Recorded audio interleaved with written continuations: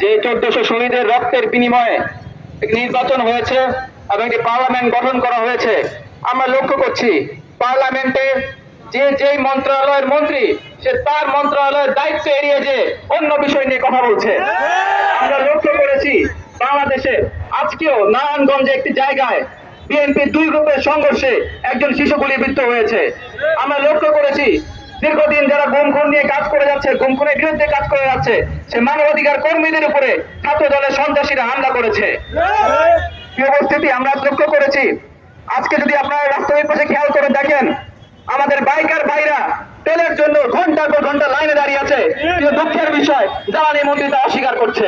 আমরা লক্ষ্য করছি বাংলাদেশের প্রত্যন্ত অঞ্চলে কৃষক ভাইরা ডিজেলের অভাবে কৃষি কাজ করতে পারছে না। উপস্থিতি আজকে সংসদে আমরা লক্ষ্য করেছি দুটি বিল অধ্যাদেশ এই সরকার রহিত করেছে। আপনারা জানেন যে সুপ্রিম কোর্টকে একটি আলাদা সচিবালয়ের আওতাধীন করার যে অধ্যাদেশ বিগত অন্তর্বর্তীকালীন সরকার জারি করেছিল, সেই অধ্যাদেশটি আজকের এই সংসদ থেকে বিল পাসের মাধ্যমে রহিত করা হয়েছে।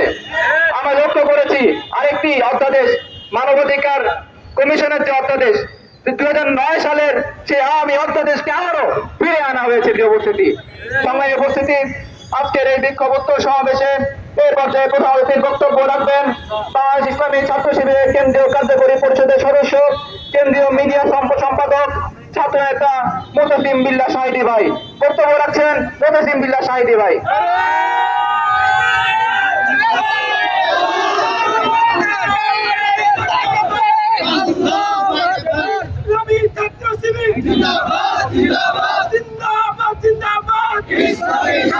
আসসালামু আলাইকুম ওয়া রাহমাতুল্লাহ।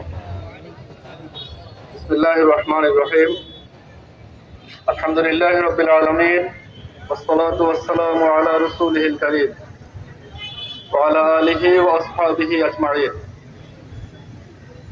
গণভোটের গণরায় বাস্তবায়নের দাবিতে বাংলাদেশ ইসলামী ছাত্র শিবির ঢাকা মহানগর উত্তরের আয়োজনে আজকের বিক্ষোভ মিছিল উপস্থিত সম্মানিত নেতৃবৃন্দ, সম্মানিত সাংবাদিকবৃন্দ, সম্মানিত বিক্ষুব্ধ ছাত্র জনতা, বাংলাদেশ আজ এক ইতিহাসের সন্ধিক্ষণে দাঁড়িয়ে। 24 জুলাইয়ে যে আকাঙ্ক্ষা নিয়ে আমরা খুনি হাসিনাকে এদেশ থেকে বিতাড়িত করেছিলাম, 26 এসে সেই আকাঙ্ক্ষা সংকটে নিপতিত। আজকে দেশে বিএনপি সরকারের ক্ষমতার উচ্চাকাঙ্ক্ষা এবং অব্যবস্থাপনার কারণে তীব্র জ্বালানি সংকট আমরা দেখছি। সম্মানিত উপস্থিতি,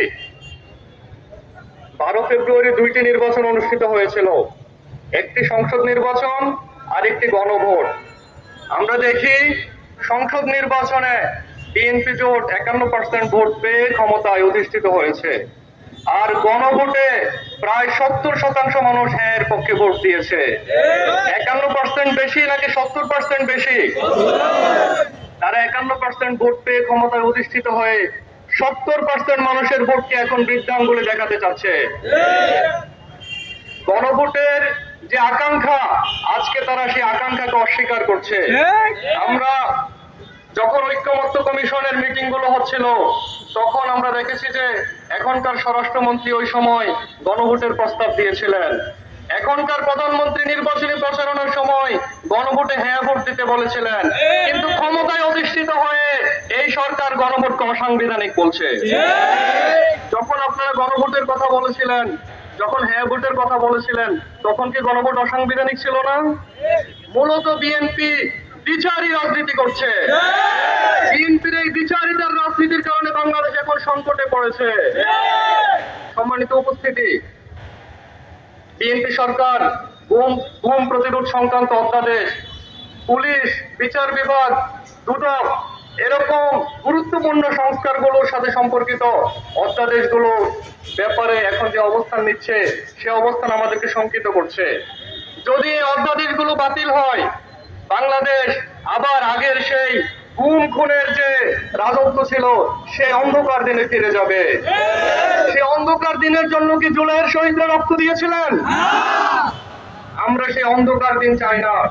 সেজন্য আমরা সরকারকে উদাত্তভাবে আহ্বান জানাতে চাই, আপনারা আপনাদের দ্বিমুখী আচরণ পরিহার করে অনতিবিলম্বে গণভোটে যে শর্তগুলোর আলোকে হ্যাঁতে ভোট দিয়ে হ্যাঁকে বিজয়ী করেছে, আপনারা সেই হ্যাঁ ভোটের আলোকে অক্ষরে অক্ষরে জুলাই সনদকে বাস্তবায়ন করুন।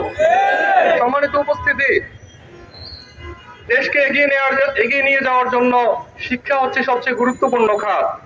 নির্বাচিত সরকার আসার পরে শিক্ষার ব্যাপারে বেশি গুরুত্ব দেবে, এটা হচ্ছে আমাদের প্রত্যাশা। কিন্তু আমরা এখন দেখছি জ্বালানি সংকটের অজুহাতে সরকার 3 দিন শিক্ষা প্রতিষ্ঠানগুলো বন্ধ করে দিতে যাচ্ছে। 3 দিন অনলাইনে আর 3 দিন নাকি অফলাইনে ক্লাস হবে। বাংলাদেশের সকল ফ্যামিলিতে কি এখনো স্মার্টফোনের অ্যাক্সেস আছে? যারা দরিদ্র পরিবারের সন্তান, তারা অনলাইনে কি করে ক্লাস করবে? সেটার সমাধান কি সরকারের কাছে আছে? মূলত এই অনলাইন ক্লাসের মাধ্যমে এদেশের শিক্ষা ব্যবস্থাকে আবার পঙ্গু করে দেয়া হচ্ছে। সম্মানিত উপস্থিতি, করোনার সময়ে শিক্ষা প্রতিষ্ঠানগুলো বন্ধ থাকার যে ধকল, সেটা এখনো দেশের শিক্ষা খাত কাটিয়ে উঠতে পারেনি। আবার যদি শিক্ষা প্রতিষ্ঠানগুলো অর্ধেক দিবসের জন্য বন্ধ হয়ে যায়, সপ্তাহের অর্ধেক সময় এভাবে বন্ধ থাকে, জাতি স্থায়ীভাবে ক্ষতিগ্রস্ত হবে। আমরা চাই না বাংলাদেশ এভাবে পঙ্গু হয়ে যাবে। সেজন্য সরকারকে আমরা দৃঢ়তার সাথে আহ্বান জানাতে চাই, আপনারা এই সিদ্ধান্ত বাস্তবায়ন থেকে বিরত হন। দেশের অফিসগুলোতে এসি চলে, অফিস আদালত সবকিছু চলে, আপনারা জ্বালানি সংকটের জন্য শুধুমাত্র শিক্ষা প্রতিষ্ঠানকে কেন বন্ধ করতে হবে? একদিকে আপনারা বলছেন জ্বালানি সংকট নেই, অন্যদিকে আবার শিক্ষা প্রতিষ্ঠানও বন্ধ করতে চান। মূলত আপনারা জ্বালানি খাতের ব্যবস্থাপনা ঠিকভাবে করতে পারছেন না। আপনাদের এই অব্যবস্থাপনার দায়, আপনাদের এই অযোগ্যতার দায় কেন এদেশের কোমলমতি শিক্ষার্থীদেরকে বহন করতে হবে? এখন আমরা সরকারকে বলতে চাই, আপনারা আপনাদের এই হঠকারী সিদ্ধান্ত থেকে বিরত হন, শিক্ষা প্রতিষ্ঠানগুলো খোলা রাখুন। প্রয়োজন আপনারা ভর্তুকি দিয়ে হলেও শিক্ষা প্রতিষ্ঠান খোলা রাখতে হবে, অন্যান্য খাতের সাথে কনসিডার করে হলেও শিক্ষা প্রতিষ্ঠানগুলো খোলা রাখতে হবে। সম্মানিত উপস্থিতি, জুলাইয়ের আকাঙ্ক্ষা হচ্ছে ক্ষমতার বিকেন্দ্রীকরণ, কিন্তু এখন বিএনপি সরকার ক্ষমতাকে আবার এক কেন্দ্রিকই রাখতে চায়। এটা জুলাইয়ের আকাঙ্ক্ষাকে বৃদ্ধাঙ্গুলি প্রদর্শন। এই যে আমরা যমুনা ফিউচার পার্কের